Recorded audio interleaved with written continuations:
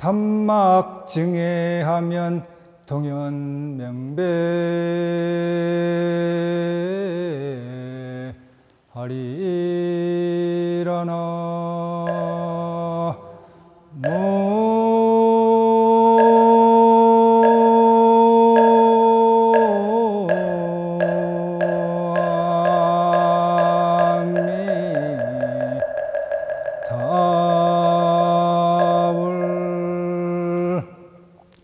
염기염멸이지생사하니 당생사지제하야 수진력제기 화두하라나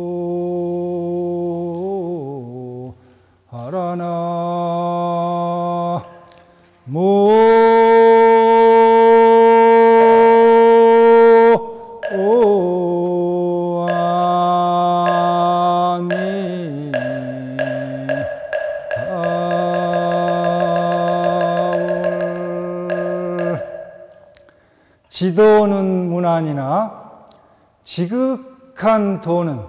지극히 지극한 도는 어렵지가 않는데 유혐간택이라 오직 간택함을 끓일 뿐이니라. 단막증해하면 다만 미워하지 않고 사랑하지 않는다면 통연명백하리라. 통연이 명백하리라. 염기염멸이지생사하니 한 생각이 일어나고 한 생각이 없어지는 것이 죽고 사는 생사라 하니 당생사지제하야 마땅히 일어났다 내렸다 하는 그 생각에 즉해서 그 순간에 수진력제기 화두하라. 모름지기 온 힘을 다해서 화두를 일으켜서 관하라. 안녕하세요. 반갑습니다. 오랜만이죠? 맑은 공기의 고마움을 요즘에는 참으로 그 피부로 느낄 수 있습니다. 미세먼지 때문에 온 국민이 지금 몸살을 앓고 있습니다.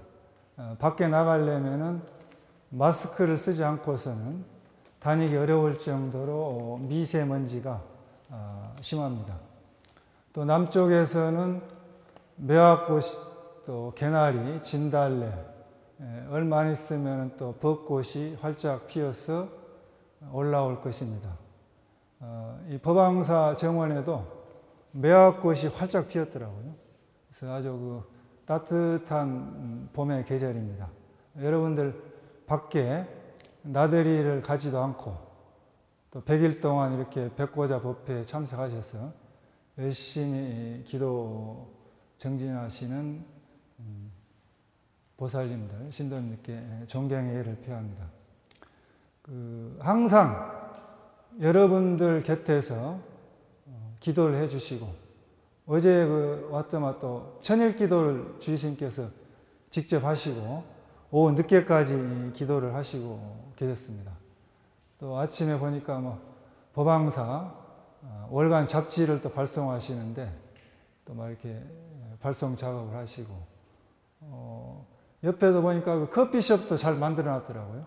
아주 그냥 운치 있게 이렇게 하시고, 그래서 항상 여러분 곁에서 여러분들이 위해서 기도해 주시는 법왕사주 실상스님께 큰 박수 한번 부탁드립니다.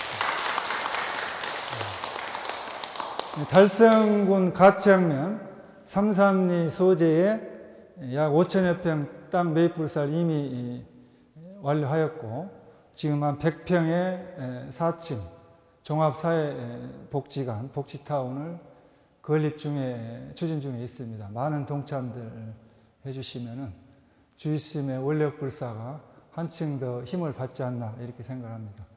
오늘 이 시간에도 저는 여러분과 함께 불교와 효를 주제로 해서 말씀을 나누고자 합니다. 여러분과 함께 할 때마다 저는 항상 권해드리는, 제안해드리는 기도 법이 있습니다. 부모 은중경, 강경 100일 기도인데 매번 법회할 때마다 귀에 못이 박힐 정도로 이야기를 해서 여러분들 잘 아실 겁니다. 100일 동안 매일 하시는데 한 번 한글로 번역된 부모 은중경을 독송하는데 한 15분에서 20분 정도 걸립니다. 그래서 매일 이렇게 하시고 저금통에다가 저금을 매일 하시는 거예요. 그래가지고 100일째 되는 날 저금통을 열어가지고 부모님께 정성 어린 선물을 좀 해드리시고 또 부모님이 돌아가시고 안 계신 분들은 사찰에 부처님 전에 공양을 올리시거나 또 승보공양, 스님들께 공양을 올리시거나 주변에 불효한 이웃들, 독거노인, 양로원 또 고아원, 사회복지단체에 기부하셔서 여러분들 부모님들 위해서 복덕을 지어드리면 좋겠습니다. 오늘 이 시간에는 3조 승찬대사의 신신명에 나오는 첫 개송 그리고 보제존자, 나홍스님의 호가 보제존자인데 보제존자 나홍스님께서 가고스님께 하신 법문 중에서 첫 번째 기절을 말씀드리고 그리고 조선 중기 때 진묵대사, 진묵근스님의 모친의 그 49제 충문과 또 이 대구시 서이동에 사는 효부 이야기를 해드리고 그리고 왜 우리 지금 현대 한국 사회에서 효를 해야 되고 효를 이렇게 효 문화를 보급해야 되는가 여기에 대해서 한번 간략하게 살펴보겠습니다. 진묵대사 충문인데요. 태중 10월 지은을 하이보야리오 10달 동안 태중에서 길러주신 은혜를 어찌 갚으오리까. 스라 3년 지향을 미능망이 로소이다. 스라에서 3년을 키워주신 은혜를 잊을 수가 없나이다. 만세상의 갱가 만세라도 자지심은 유의해번이온데 만세를 사시고 거기에 또다시 만세를 더 사신다 해도 이 자식된 마음은 오히려 만족치 못할 일이온데 100년 내 미만 100년이오니 모지수가 하기 다냐오리까. 100세 인생에 100년도 채우지 못하시니 어머니의 수명은 어찌 그리도 짧으시옵니까. 담표로상의 행걸 일승은 기운기거니와 표주박 한 개로 노상에서 걸식으로 사는 이 스님은 이미 그러하거니와 횡차 기중에 미온 소매가 영불 애제오리까. 비녀 꽂고 기중에 있어 시집 못 간 어린 누이 동생이 가엾지도 않습니까. 상단요 하단 파안이 승신각방이었고 상단 부처님 공양도 마치고 하단 49제 제사도 마치고 스님들은 제각기 방으로 돌아갔고 전산 첩하고 후산 중한데 혼 기아쳐 오니까 앞산도 첩첩하고 저기 보이는 앞산도 첩첩하고 뒤에 있는 뒷산도 겹겹이 중중 첩첩하운데 어머니의 혼신은 어디로 가셨습니까? 오호 애제로다. 슬프기만 합니다. 진묵대사께서 친어머니의 49제 충문을 이렇게 읽어드렸습니다. 회탐수원이라 10달 동안 어머니께서 보호해 주신 은혜, 또 육포양육은이라 젖과 우유를 먹여서 3년 동안 양육해 주신 은혜를 진묵대사는 잊을 수가 없다. 그 은혜를 어떻게 갚을 수 있겠습니까? 하고 이야기하면서 만년을 사시고 거기에 또다시 만년을 사신다고 해도 어머니의 그 수명은 이 자식된 마음으로서는 더 사신다 해도 좋은데 100세 인생에 100년도 못 채우시니 얼마나 이렇게 마음이 부족하냐 이렇게 말했습니다. 그리고 이 바로 한계로 이 글씨가는 스님은 괜찮은데 시집 못 간 어린 누이 동생이 가엾지 않느냐. 그리고 부처님 전에 불공을 마치고 제사도 끝나고 나서 스님들은 다 자기 방으로 돌아갔는데 혼자 앉아서 먼 산을 쳐다보니까 뒷산도 첩첩한데 어머니의 영혼은 어디로 가셨는가 하고 슬프기만 하다 하면서 한없이 이렇게 울었습니다. 진묵대사께서는 어머니의 영혼을 위로하고 어머님을 극락세계로 인도하셨습니다. 우리들은 죽으면 어디로 갑니까? 돌아가셨다고 하는데 어디로 돌아가셨습니까? 또 온 곳은 어디입니까? 어디서 왔으면 어디로 돌아가는 겁니까? 우리는 어디로 돌아갑니까? 만법길 일기하체요. 만법은 하나로 돌아가는데 하나는 어디로 돌아가는가?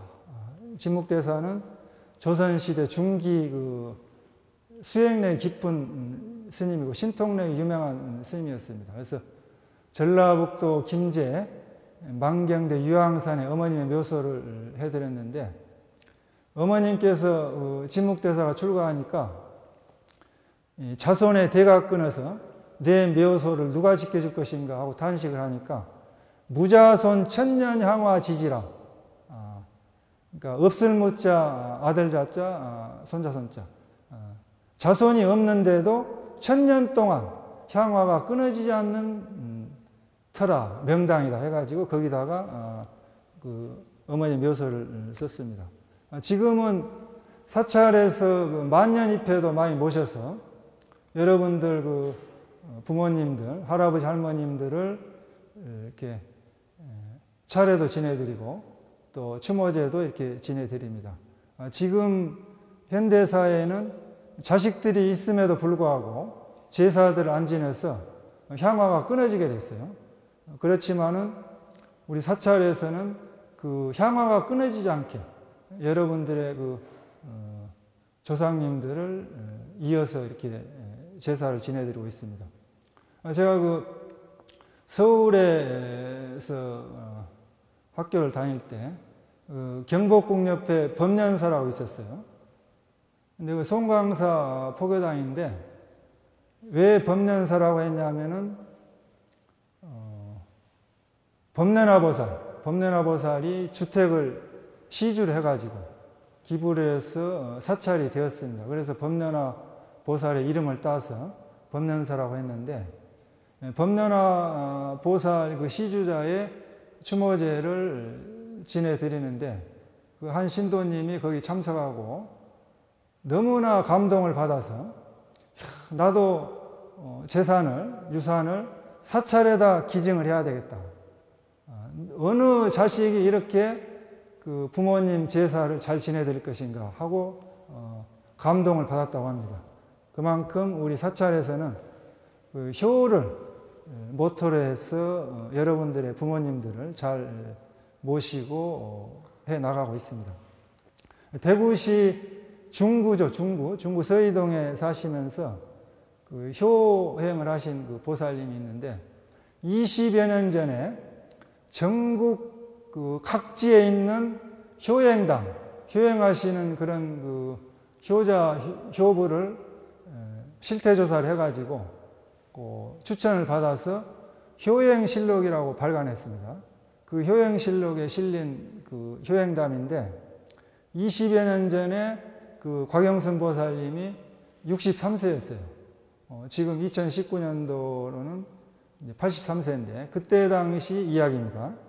그 곽영순 보살님이 아주 부잣집에서 사는 그 보살님인데 시집을 가난한 집에 간 거예요. 가난한 집에 가서 고생을 엄청나게 한 것입니다. 근데 그 고생이라고 생각하지도 않고 열심히 살으셨는데 6남매를 낳았어요. 지금 같으면 애국자죠. 지금 작년 그 출산율 통계를 보니까 여자 한 분이 한 명을 못 낳더라고. 출산율이 0.98명입니다.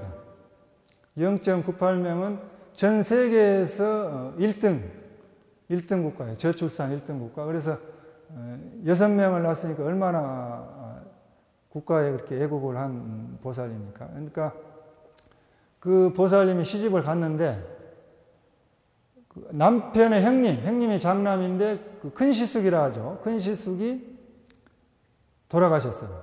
돌아가셔가지고 남편이 장남 역할을 하게 됐는데 또 이 보살님이 맏며느리 역할을 해야 된 것입니다. 그것도 아주 그 불평하지 않고 효를 했는데 시아버님이 앞을 보지 못해요. 봉사. 또 시어머님은 다리가 붉어요. 안진뱅이에요. 그러니까 이제 시아버님 외출할 때 항상 그 같이 모시고 가면서 시아버지의 눈이 되고 또 다리가 붉고 이래서 시어머니의 대소변을 받아내고 이렇게 그 지극하게 효를 했습니다. 또 남편이 수입이 변변치 않아요. 그래서 맞벌이로 분식집을 차려가지고 돈을 벌고 해가지고 가정을 화목하게 잘 경제적 도움을 주면서 살았습니다. 그래서 시아버지의 눈이 되고 시어머니의 다리가 되어 남편의 손이 되어서 가정의 그런 그 효부를 한 것입니다. 한번 과영승 보살님께 한번 박수 한번 좀 부탁합니다. 크게 큰 박수 한번. 20세기 초반만 해도 미국의 그 65세 이상 되는 노인분들은 60%가 10명 중 6명은 자녀와 함께 살았는데 60년대 초반부터는 25% 급격하게 떨어져서 그 부모와 자식이 떨어져 사는 사회로 갔습니다. 그래서 부모와 자식이 떨어져 사는 그런 그 패턴이 전 세계적으로 확산돼서 지금 거의 모든 나라가 부모와 자식이 떨어져 사는 그런 그 추세가 됐습니다. 또 유럽에서는 80세 넘은 노인이 10% 정도가 자녀하고 살고 50% 이상 되는 노인이 독거노인입니다. 우리 한국은 어떠냐? 한국은 산업화, 공업국가로 탈바꿈하면서 급격하게 인농현상이 일어났죠. 그래서 자녀와 부모님들이 떨어져 사는 그런 사회가 됐는데 급격하게 진전되다 보니까 오히려 서양보다 더 심각하다, 문제가. 그리고 또 문제는 뭐냐면은 대다수의 그 한국 사람들이 대가족제도 하에서 전통적인 가족 윤리관, 가치관을 가지고 있는데 이 사회 환경은 엄청나게 급격하게 변해버린 겁니다. 그래서 신뢰를, 우스운 그 신뢰를 한 10여 년 전에 언론에 보도되어 가지고 전국에서 유행어가 된 말씀이 있습니다. 여러분들 그 기억나신 분도 있을 거예요. 3번아 6번 나가라. 기억나세요? 무슨 얘기인지? 3번아 6번 나가라. 이 이야기는 유명한 말이 됐는데 전국 히트쳐서 시골에 있는 그 아버지가 서울로 자녀 아들 집에 이제 가서 며칠간 있었던 이야기입니다. 며칠간 올라가서 이렇게 그 살아보니까 처음에는 그 할아버지자 아버지는 자기한테 잘해 주었다고 그래요. 근데 며칠 지나고 보니까 돌아가는 상황이 좀 그 순서가 바뀌었다고 그래요. 그래서 1번이 손자가 1번이고 손자가 1번으로 예우하고 그 다음에 아들이 2번이고 그리고 며느리가 3번이고 그 다음에 집에서 이제 요즘 애들 많이 그 반려동물들 키우죠. 반려견, 애완견 강아지가 4번이고 그 다음에 이제 가정부가 있었는데 가정부가 5번이고 6번이 아버지라는 거예요. 할아버지가. 그래서 이제 이거 뭐 어떻게 이거 뭐 이야기하기도 좀 뭐하고 참 그 재밌는 상황이 된 거죠. 그래서 시골로 내려가면서 아들한테 할아버지가 면서 아버지가 본인 아들한테 3번아 6번 나간다. 3번아 6번 나간다 하고 시골로 내려갔다 합니다. 이것이 대한민국 전국에 히트치는 유명한 그 사회 변화를 한마디로 표현하는 그 이야기가 됐습니다. 우리 한국 사회는 가부장적인 그런 서열 문화, 부계 사회였죠. 그래서 며느리는 집안에서 제일 서열 순위가 낮았어요. 시집을 오게 되면은 며느리의 1번 의무는 뭐냐? 아들을 낳아야 돼. 아들을 낳아가지고 가문의 대를 이어서 가문의 영광을 가져다 줘야 되는 거예요. 그게 이제 며느리의 임무인데, 아들을 낳기만 하면은 심리적인 고통에서 벗어나고 이렇게 되는 거죠. 근데 20여 년 전에 제가 이제 그 조카상자 천안에 있는 절에 한번 갔었는데, 주지 스님이 그래요. 칠공주집이라고 그러는데, 칠공주집. 그래서 왜 칠공주집이냐 했더니, 아들을 낳으려고 낳다 보니까 딸, 또 아들을 낳으려고 또 낳다 보니까 딸 해서 7번까지 이렇게 간 겁니다. 그래서 이제 더 이상 낳지 말자 해가지고 그걸 멈췄는데, 그래서 7명의 딸을 가져서 칠공주집이다. 요즘에는 또 이제 딸을 낳으려고 또 아들 낳다 보니까 아들을 낳은 집안도 있다고요. 그래서 또 뭐 아들 해가지고 7번까지 낳았다는데, 여러분들 마음대로 낳을 수가 없는 모양입니다. 부처님이 이렇게 점지를 해주지 않으면 안 되는 것 같아요. 그래서 우리 그 아들을 선호하는 그런 사회인데, 시어머니한테도 모든 것이 아들이고, 며느리한테도 모든 것이 남편이고, 그러니까 그 시어머니와 아들과 며느리는 건널 수 없는 강을 두고 삼각관계, 묘한 삼각관계를 가질 수밖에 없는 한국 사회입니다. 그러나 오늘날 현대 한국 사회에서는 산업화, 공업국가로 살바꿈하면서 또 민주화, 도시화, 핵가족화 됐죠. 이게 그래서 명절 때만 되면은, 추석이다, 설날 명절 때만 되면은 5천만 민족의 대이동의 현상이 벌어지는 겁니다. 그래서 핵가족 사회에서 전통적인 그런 그 효를 실천하기가 어려운 그런 사회 환경이 되었습니다. 자녀 세대가 이제 경제적으로 독립해서 따로 떨어져 사는데, 손자, 손녀 입장에서 볼 때는 할아버지와 같이 살지 않기 때문에 할아버지, 할머니가 오면 서먹서먹한 겁니다. 오히려 애완견, 반려동물이 더 친한 거예요. 그럴 수밖에 없어요. 그래서 또 노인들의 인생 경험이 별로 도움이 안 돼. 그러다 보니까 이제 시어머니가 오히려 며느리 눈치를 본다는 거예요. 며느리 살이를 하게 되는 경우도 있고, 또 세상이 많이 바뀌어서 이제 그 처갓집에서 맞벌이를 하다 보니까 친정집 어머니한테 아기를 맡기다 보니까 친정집 오히려 가까워진 경우가 있습니다. 그러다 보니까 사위하고 장모하고 갈등 관계가 생기게 되는 그런 사회가 됐습니다. 그래서 시자만 들어가도 시자가 보기 싫어가지고 시금치도 안 먹는다, 그런 며느리가 있다.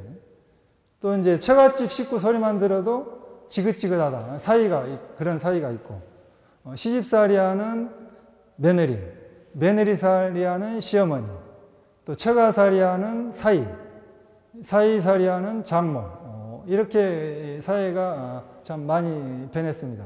그러나 어떻게 합니까? 다 같이 화합해서 잘 살아야 됩니다. 왜 그런 관계가 되냐면은 시가댁이나 처가댁에 경제적으로 예속될 수가 있어요.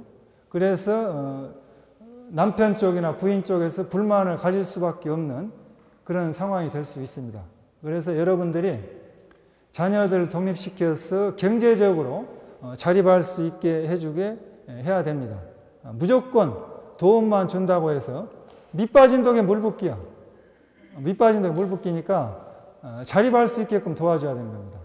그래서 우리 전통적인 그런 그 가치관을 회복하려면은 부모님이 우선이 돼야 되는데, 애를 적게 낳다 보니까 애들이 상전이 되고 있어요. 그건 잘못된 겁니다.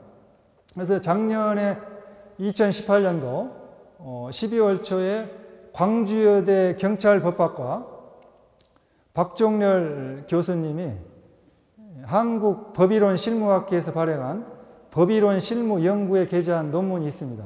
언론에 보도돼서 여러분들이 잘 아시는 분도 계실 겁니다.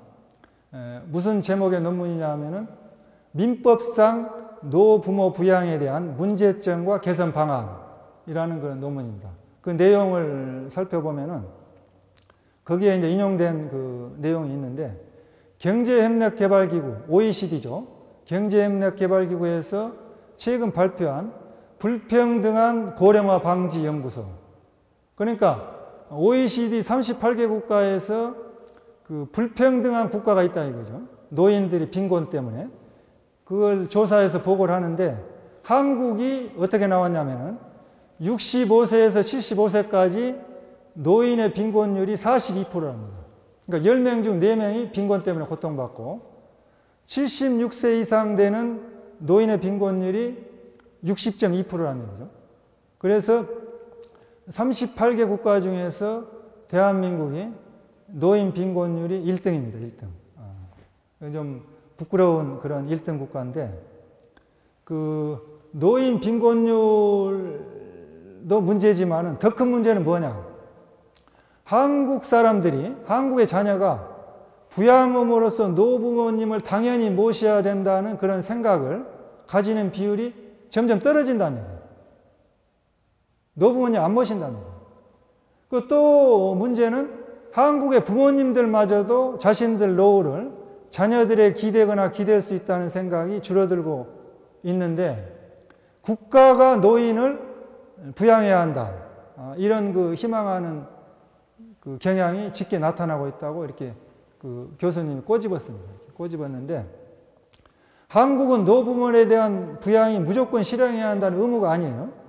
그러다 보니까 부양이 진정으로 필요한 노부모에게 어려움이 대두될 수밖에 없는 사회 환경이다 라고 이렇게 지적을 했습니다. 그러면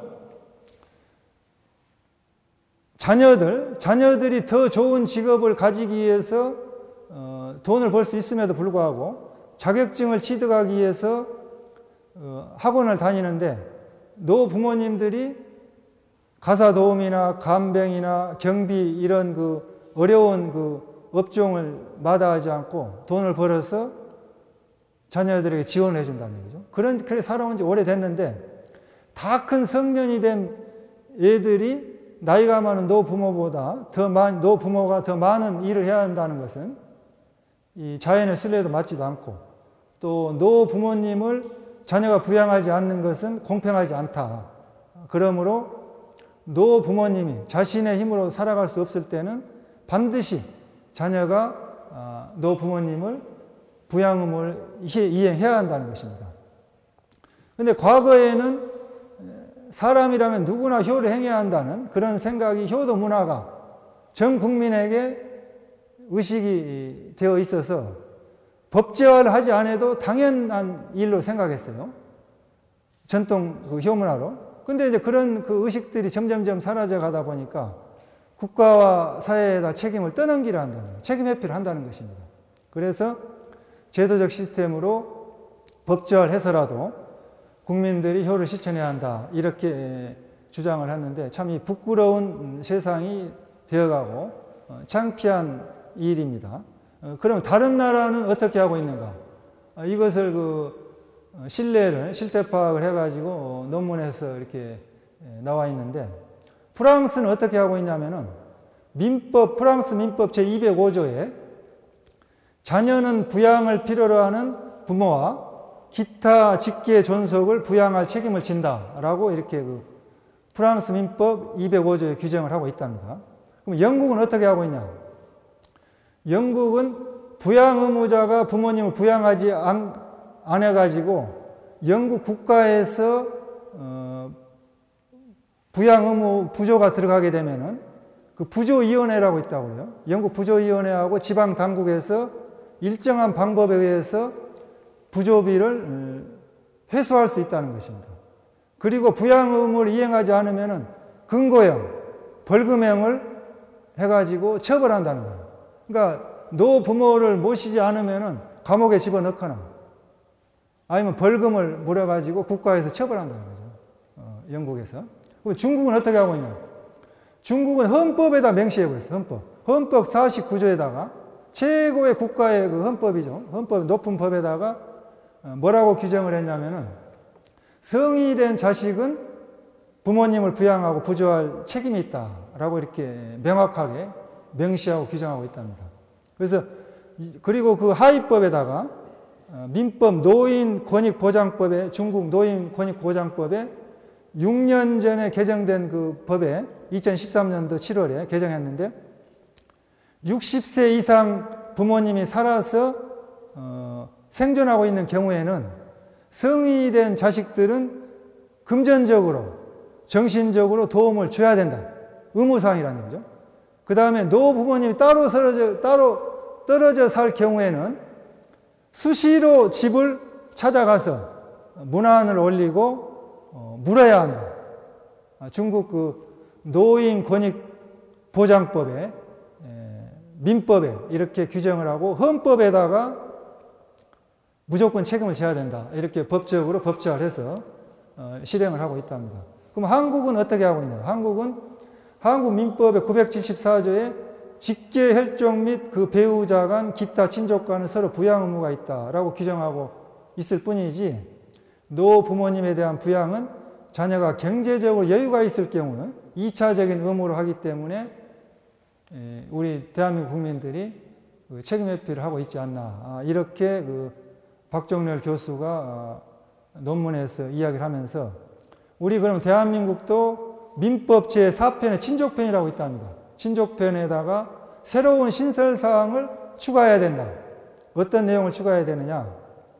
자녀는 노부모를 부양해야 한다. 이렇게 명확한 명문한 명시적인 규정을 추가해서 신설해야 한다. 이렇게 그 광주여대 경찰법학과 박정렬 교수님이 작년에 민법상 노부모 부양에 대한 문제점과 개선 방안의 논문에서 이렇게 주장을 했습니다.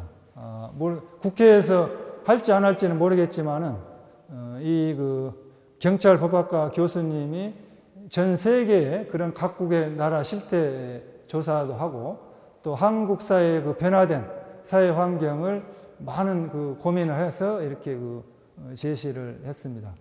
그러나 효는 사람으로서 행해야 할 기본적인 도리입니다. 동물과 구별되는 자연스러운 인격이 바로 효입니다. 그래서 2019년도 현재 세계 인구가 75억 정도 된다고 해요. 작년 통계가 한국의 그 인구가 5,200여만 명 됩니다. 그러면 75억 인구 5,200여만 명 중에서 여러분들이 몇 사람하고 얼굴 보고 사느냐? 가장 가까운 사람이 여러분 가족입니다. 가족은 1차적인 사회 집단으로 여러분들이 뗄래야 뗄 수 없는 핏줄로 이어진 혈족관계. 근데 왜 그 수많은 사람들 중에서 왜 가족하고 이렇게 원수가 돼야 되고 가족하고 갈등을 가져야 되는 거예요. 사람으로서. 이건 심각한 문제가 아닐 수가 없어요. 그건 인격의 문제예요. 가장 순수한 1차 집단이고 무엇 때문에 이렇게 갈등을 가져야 되는 거예요. 그리고 집이라는 곳이 잠만 자고 나오고 가족 간에 대화할 수 없다면 여관이지 무슨 그게 집입니까? 여관이고 숙박업소지. 그렇지 않아요? 아침에 잠자고 일어나고 나갔다가 저녁에 늦게 들어와. 그러니까 얼굴 보고 얘기할 시간이 없어요. 일주일 내내 얼굴 한번 못 봐. 무슨 의미가 있겠어요? 그래서 이제 맞벌이를 하다 보니까 여러분들이 이제 유치원이나 어린이집에 맡기다 보니까 현대 한국 사회가 많은 가정 환경이 바뀌었습니다. 그래서 지극히 인간적이고 자연스러운 그런 그 효사상, 효의 철학이 윤리가 없어지게 된 것입니다. 효는 사람의 생각에 의해서 인위적으로 만들어진 후천적인 그런 그 사상이 아니고 선천적으로 태어날 때부터 가지고 있는 인간성입니다. 인간성. 그래서 효는 사람의 본성이고 성품에서 우러나온 것이다. 효는 사람의 성품이요, 부처님의 성품이요, 인간성입니다. 효는 인간의 생명으로부터 나오는 것이에요. 생명.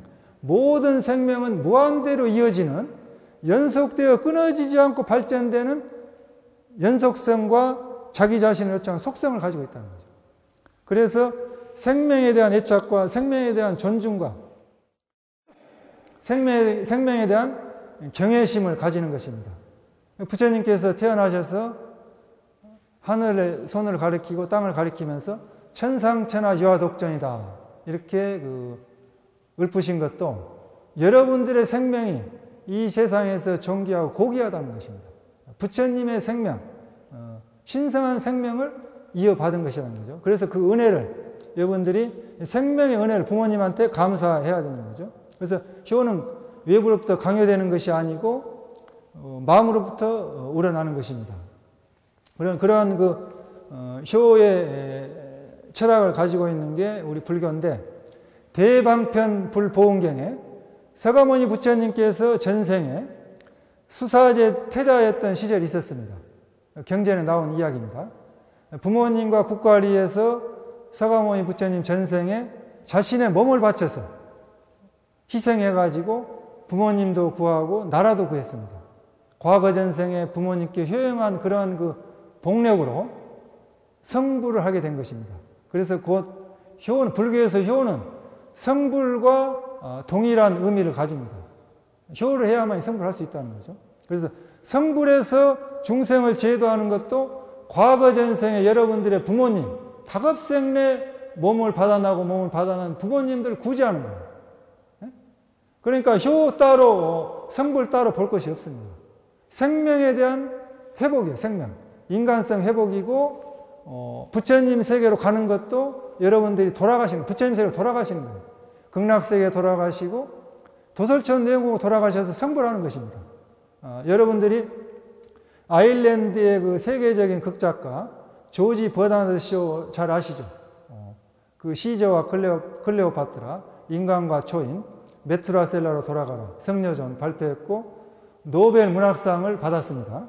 대문학가인데 아카데미 영화상을 받은 마이 페어 레이디 원작자이기도 한 유명한 조지 버나드 쇼 묘기명 생각나십니까? 뭐라고 했는지?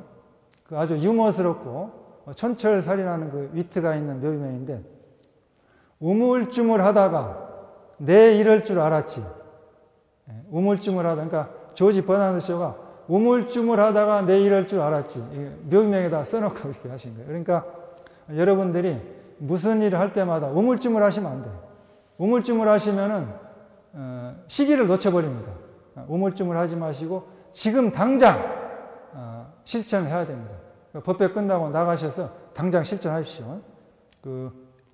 부모님 살아생전에 정기적으로 전화 한 통이라도 하시는 거죠.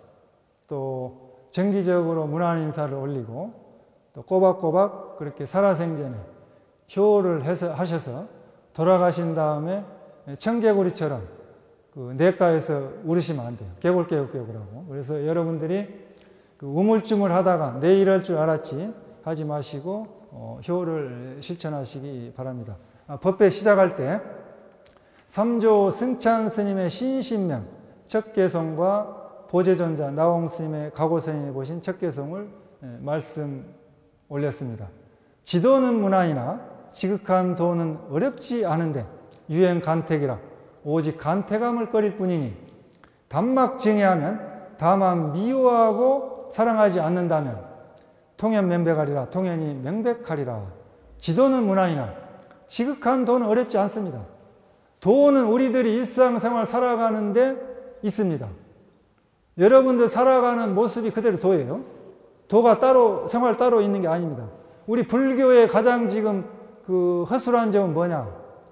법당에 들어왔을 때는 불교를 믿는 것 같은데 법당 문 밖에만 나가면 불자가 아니에요. 그래서 법당 안에 들어와서 스님 법문 들을 때, 기도할 때는 불자님인데 나가면은 10만 8천이라고. 도 따로 현실 따로예요. 이거 잘못된 겁니다. 또 산중불교다 보니까 산속에 가다 보면은 불교인데 도시에 나오면 불교가 아니에요. 그렇게 하는 신앙생활은 잘못된 겁니다. 도는 여러분들이 밥 먹고 잠자고 세수하고 걸어가고 이야기하고 직장에서 돈을 벌고 집에 들어와서 가족과 이야기하고 모든 일상생활이 도입니다. 도는 성불하는 것이 도고, 극락세계 도설전 내용에 왕생하는 것이 도입니다. 왕생해서 거기서 다시 성불해야 됩니다. 그러니까 궁극적인 목표는 성불인데 여러분들이 왕생하는 것, 그것도 도에 통하는 거죠. 그래서 왕생을 하거나 성불하면 성공한 인생입니다. 그 모든 사람이 도를 닦고 있는 것입니다. 그래서 도는 너무나 쉽고 상식적인데 왜 도가 어렵냐? 여러분들이 분별하기 때문에, 간택하기 때문에, 유행 간택하기 때문에 도하고 10만 8천이 떨어지는 것입니다. 우리들의 안입이 설신이 눈으로 보고 귀로 듣고 코로 냄새 맡고 입으로 맛보고 몸으로 느끼고 뜻으로 생각하는 이 일상생활 속에서 도를 잇는데 분별을 해. 자꾸 보면 보는 데 끄달리고 들으면 듣는 데 끄달리고 마치 누에고치가 집을 지어가지고 그 안에 들어앉아서 세상에 나오지도 않고 갇혀있는 것 같이 여러분들의 고정관념에 사로잡혀 있다는 거죠. 벗어나지 못하고 있어요. 그 고정관념을 깨야 된다.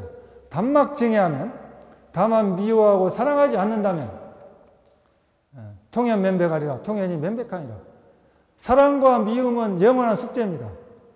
여러분들이 평생을 살아가면서 사랑이란 주제, 미움이란 주제는 좋다 싫다 분별하는 그것은 영원한 그 인생의 주제인데, 남녀 간의 사랑 그걸 연구해 놓은 그 미국의 워싱턴 대학교 주립대학교 심리학 교수가 있는데 존 가트맨이라고 있어요. 여러분들 그 한국에 번역되어서 책이 나와서 읽어보신 분들 잘 아실 겁니다. 그분은 어떤 연구를 했냐면은 남녀 간의 이혼을 연구한 거예요. 이혼을.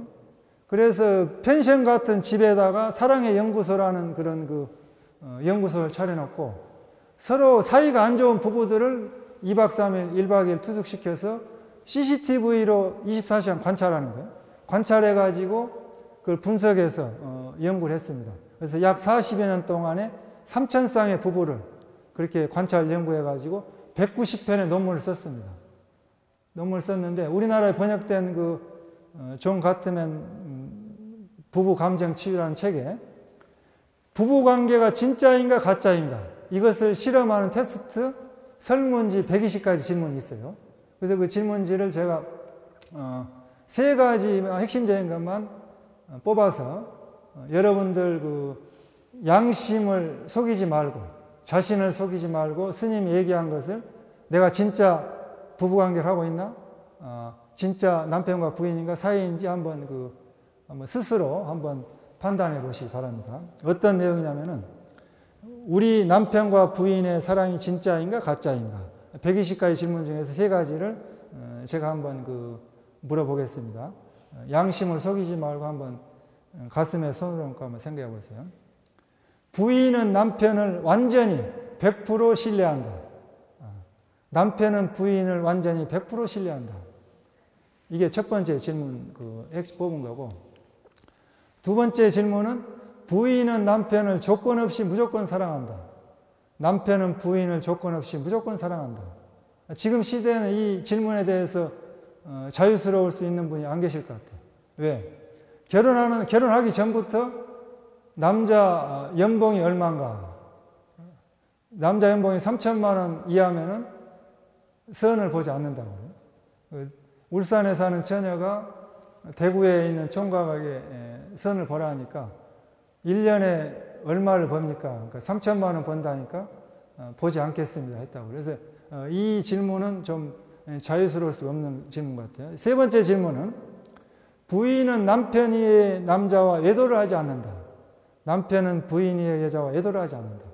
우리 불교 신도님들은 이 질문에 대해서는 100% 만점 받을 것 같습니다. 불사응계, 신도계 다 받으셨죠? 불사응계를 지키신 분은 이 질문을 100% 통과할 겁니다. 매우 그렇다, 그렇지 않다, 조금 그렇다 이렇게 4단계로 해가지고 점수를 매겨서 거의 확률이 90% 이상 맞춘다고요. 사랑이라는 주제는 우리들이 살아가는데 중요한 주제고 미움이라는 주제도 중요한 주제입니다. 사랑과 미움을 초월해서 부처님의 대자 대비심으로 가진다면 이것이 진정한 사랑이 아니겠습니까? 단막증해하면, 다만 사랑하고 미워하지 않는다면 여러분들이 부처님의 지혜를 얻어서 깨달음으로 갈 수 있습니다. 중생도 미워하지 않고 부처님도 사랑하지 않고 부처와 중생을 떠나 부처와 중생이 없는 그러한 그 깨달음의 세계로 나아가야 합니다. 통연면백하면 여러분들이 명백하게 깨달을 수 있습니다. 그 신신명은 깨달음의 본체인 신심의 도를 새기듯이 새겨 놓았다 해서 신신명이라는 뜻입니다. 나홍 스님, 보제존자 나홍 스님이 하신 그 말씀, 법문의 첫 구절은 영기연멸 이지생사라. 여러분들이 지금 이 법당에 앉아서 스님의 법문을 듣고 있지만은 법문에 집중이 안 되실 수도 있고 생각이 자꾸 다른 데 갈 수도 있습니다.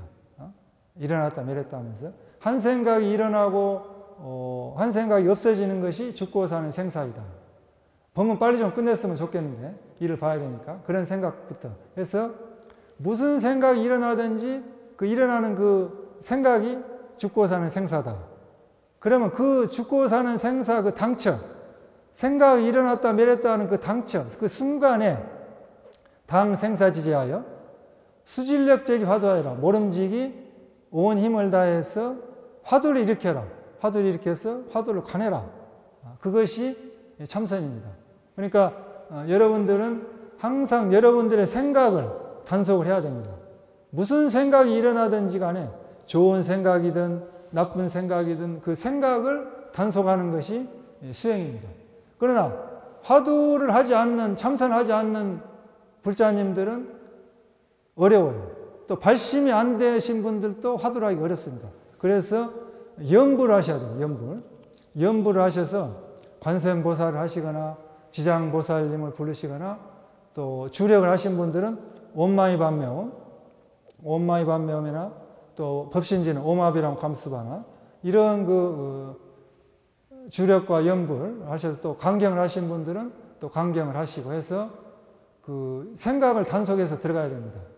마하바냐바라밀 하신 분들은 또 마하바냐밀 하시고 그래서 여러분들이 지금 하시고 계시는 그 수행법, 기도법들을 해 나가셔서 그 생각을 단속해서 무념무상, 무심한 무심삼매로 들어가야 됩니다. 그렇기 때문에 보제존자 나홍 스님께서 여러분들에게 그 가르쳐 주신 그 법문은 지금 여러분들이 일어나고 있는 그 생각을 단속해라. 그 생각이 일어나서 다음 생각으로 발전하기 전에 모름지기 온 힘을 다해서 화두를 들이일으켜라.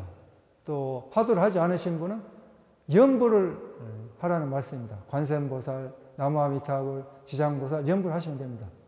신심과 원력으로 법왕사 법당에 오셔서 여러분들이 열심히 기도하시고 또 열심히 염불하시고 열심히 주력하시고 열심히 독경 강경하시고 참선하셔서 불교 공부를 하시기를 바랍니다. 2차 인연 공덕으로 천리상간의 깊은 어둠은 다 밝아지고 지옥아기 축생 사막도에서 벗어나고 번뇌망상이 다 끊어지고 욕계색계 무색계 상계에서 뛰어나와 극락왕생하고 도설천 내용에 왕생하고 일체의 모든 중생이 모두 다 성불하여서 일체의 모든 중생을 제도합시다. 감사합니다. 성불하십시오.